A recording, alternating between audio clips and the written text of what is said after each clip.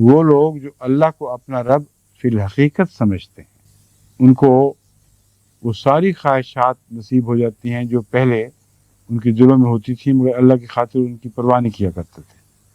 جو کہتے ہیں تو سچائی کے ساتھ کہتے ہیں کہ اللہ ہمارا رب ہے، اس سچائی کا کہ ظاہری آثار یہ ہیں جو دکھائی دینے لگتے ہیں۔ تتنزل علیہم الملائکۃ، کہ کثرت سے فرشتے ان پر نازل ہوتے ہیں، کہ دنیا میں بھی یہ لوگ اپنی خواہشات اور تمنا سے محروم نہیں کیے جائیں گے، اور یہ مہمانی دونوں گھروں کی ہے۔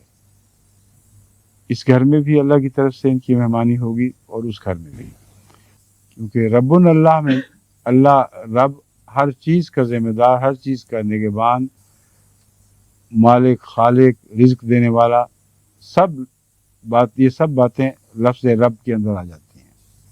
اور مجھے کامل یقین ہے کہ دونوں جگہ خدا کی مہمانی ان کو ضرور نصیب ہوتی ہے، اور یہ مہمانی ثبوت ہے اس بات کا کہ فرشتے ان پر اترا کرتے تھے، ورنہ کون جانے، کسی کو کیا پتہ کسی پر کیا اتر رہا ہے۔